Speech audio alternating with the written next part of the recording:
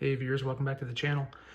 Today's video, another Warhammer video. I wanted to talk about the list that I took to a local GT tournament here in Sapulpa, Oklahoma, called the Route 66 GT back in August of 2024. This is a fun tournament. This is my only second tournament that I've ever done.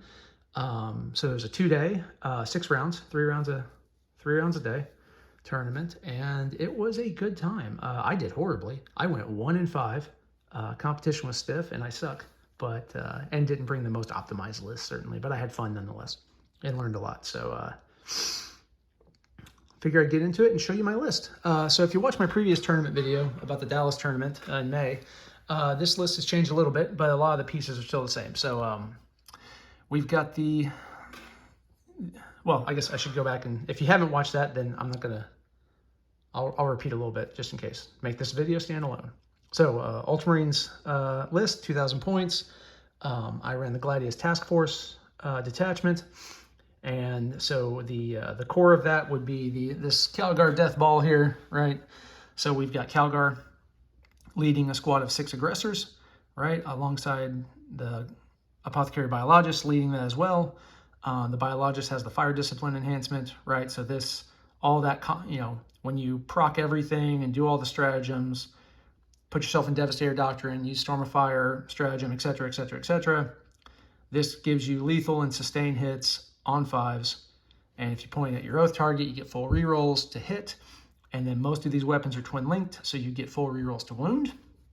And you can stack this up to AP2 damage on most of these shots if you are you know, shooting your closest target and whatnot. So lots of volume of fire on this thing. It'll pretty much delete anything you point it at just with the sheer number of shots. Even though they're low strength shots, they'll just hit and hit and hit with all those lethals.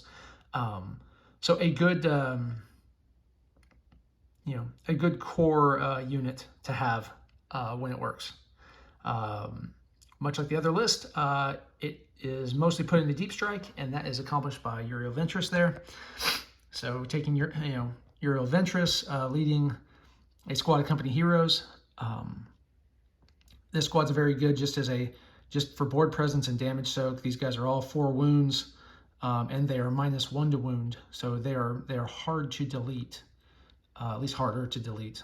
So they'll stick around, which is nice. So they have worked out really well for me. I think it's a fun unit to run.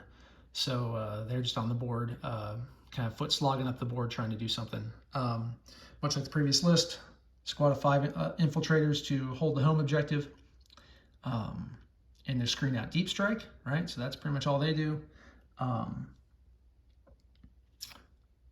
Other deep strike units,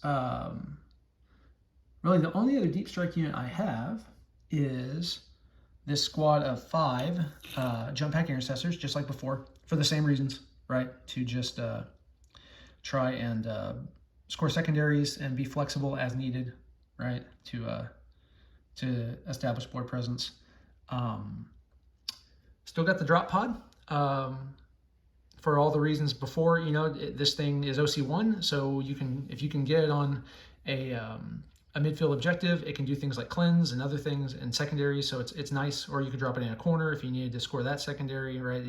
You have options here, so it's kind of nice. And but we swapped out the Hellblasters instead. What this is doing, actually, I lied. I told you these guys are foot slogging. They aren't. These guys, 5 bodies, are in the drop pod along with a squad of 5 assault intercessors.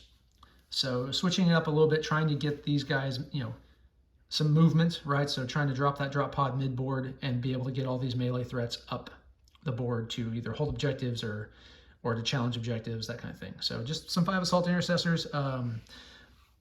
Also having a battle line unit, playing the Pariah Nexus mission deck. It had extra rules where if you had battle line units, they could do certain things or score extra points. So I wanted to make sure I had something. Really didn't come into play that much, but I still wanted to have it. So those guys worked well. I put the power sword on the sergeant just because that's all I had in terms of modeling. If I had a thunder hammer, I probably would have used it instead of the power sword, but it doesn't really matter that much. So that's what we ran. The same from, and then other things are the same. So I still have the Ballistus Dread, right? Good long range anti-armor. Likewise have the Gladiator Lancer. Also good long range anti-armor.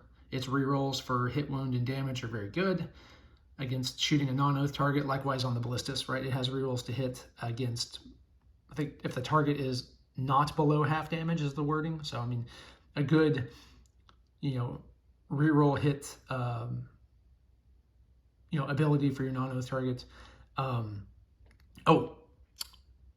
New, I swapped out the Redemptor for a Brutalis Dreadnought, and I experimented mainly this guy starting off the board in strategic reserves with the idea that I could maybe walk him on the board and to better get him in charge range and close range because he's equipped with the Meltas and all the close range stuff.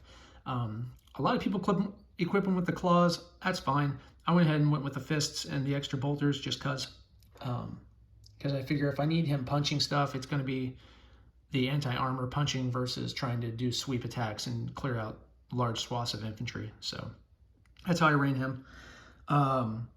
So new for the list, we brought in a Rep-X, the Repulsor Executioner, the big tank, more anti-armor, right? This guy's fun to play with, certainly. And he can hold a squad. So inside, he is running a small squad of 3 Eradicators for even more anti-armor. So these guys are fun to run.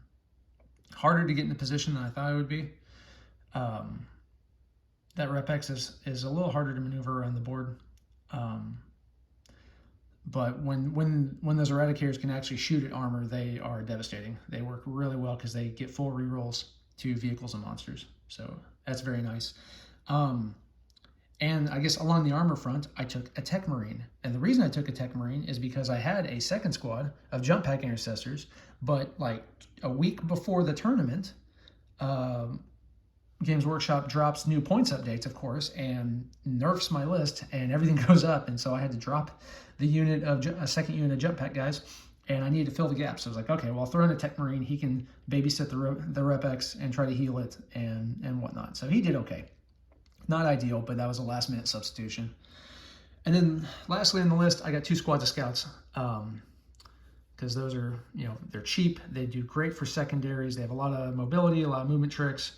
Not that I remembered the movement tricks because I'm not very good at the game, but they did well to try to just contest objectives and do secondaries. And so 2 squads of scouts running around. That was the list. That's it. I think a little less models because points increases and whatnot, but